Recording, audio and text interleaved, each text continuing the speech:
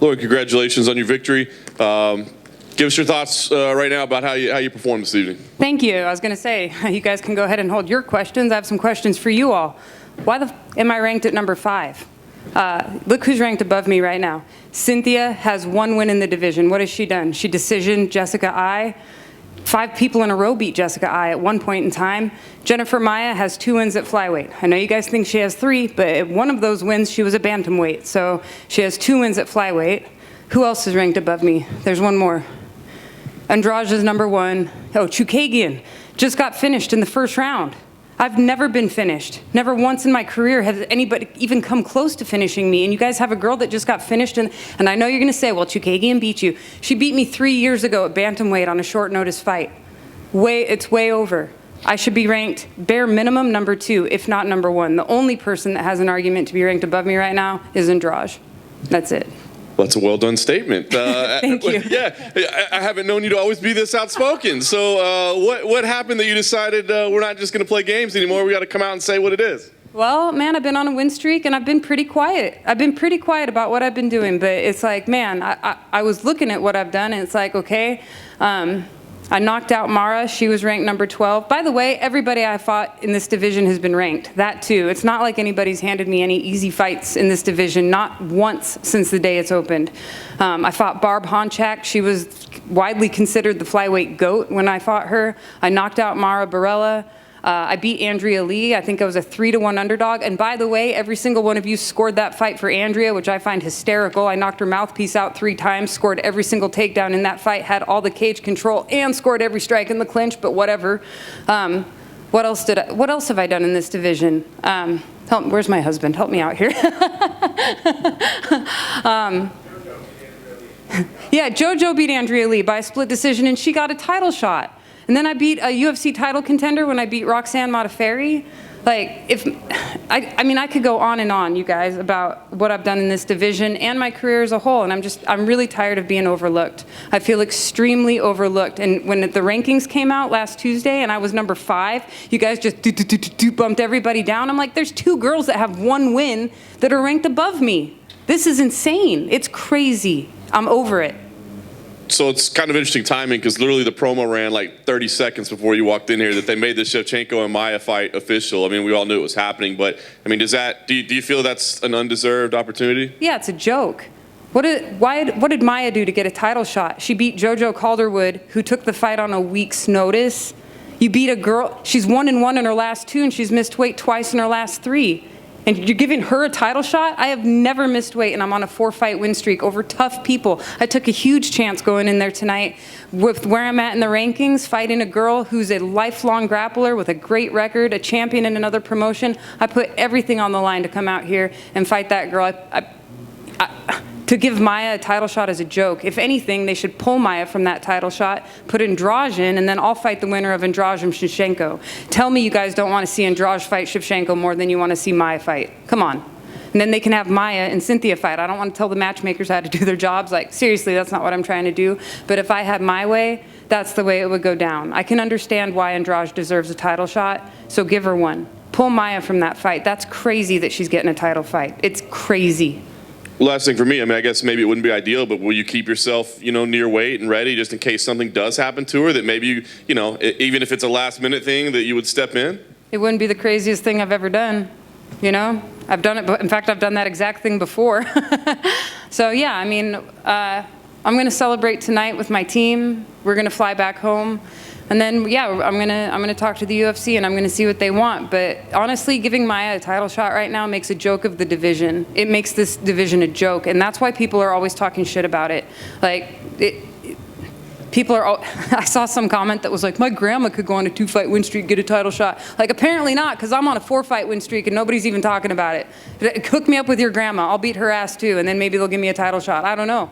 Like, I don't know what I have to do, but I feel like I've passed every test that the UFC has given me, and Lord knows they've given me a lot, So I just, yeah.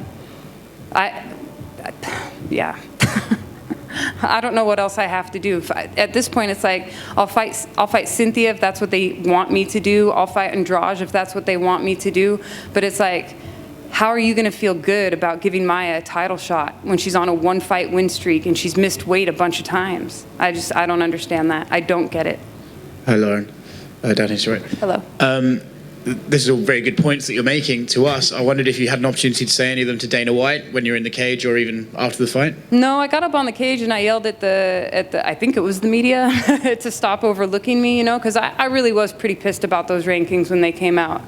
I don't know where Dana was sitting, but, you know, I don't want to come across as having like a shitty attitude or being ungrateful, because Dana's done a lot for me, especially this week, man. Like coming out to Fight Island, keeping me on the main card against, you know, a new a debuter in the UFC, like, and a couple other things too that have just really made our week fucking awesome. So I don't want to go in there and be like, bah, bah, bah, bah, bah, you know, and seem ungrateful, because I'm not. I do love to fight, and I love to be I love being a UFC fighter.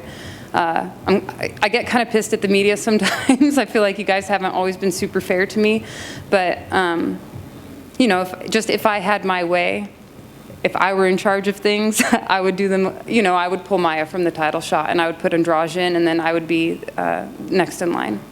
For what it's worth, a lot of your fellow fighters are giving you a lot of praise online after that win. One person who isn't is Cynthia Calvillo. She tweeted that she was not impressed moments after your fight.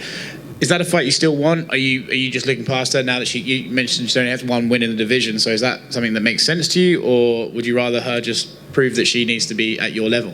I probably could have gone in there and breathed fire at my opponent and killed her in the first round, and Cynthia probably would not be impressed, I'm sure. I don't give a shit what Cynthia Calvillo thinks. Congrats on the win. Lauren over here. I'm curious, you keep saying, you know, pull Jennifer and put Jessica Andrade in there. Can I ask, is there a particular reason why you're not just asking for them to put you in? You know, yes, I would love that, and sure, I would take it. I think I deserve it with the win streak that I'm on. The only reason that I really say that is because she went in there and she finished Caitlin in the first round. That's very impressive, and she's a former champion. She has a huge fan base. She's a well-known finisher. Like, I'm trying to be fair. Like, I'm a fair person. I'm an honest person. You know, that's it, really. I'm trying to keep it 100, man. So that's really it. But yeah, if they gave me a title shot and they had Andrade and Calvillo fight for the next shot, that I wouldn't hate that at all, and I think that would also be just fine. Like, you know.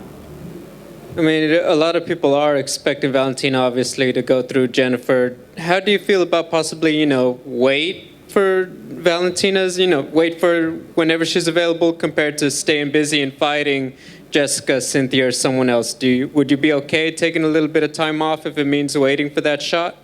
I don't really want to sit around and wait. I'm at the peak of my career right now. I'm peaking athletically. I have a great team around me. It's important.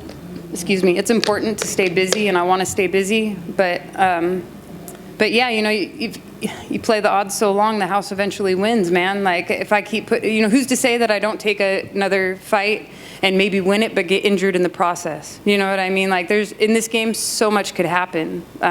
Jennifer Maia could, I don't know, get hurt or test positive for COVID, or the champion could, or something, and then the whole division's put on hold. There's a million things that could happen, so it's hard to say. But sitting around and waiting is rarely a good idea in the UFC. Congrats on the win. Thank you. Could you give us your thoughts on your opponent tonight? She took a fight on a very short notice, and the size difference was visible.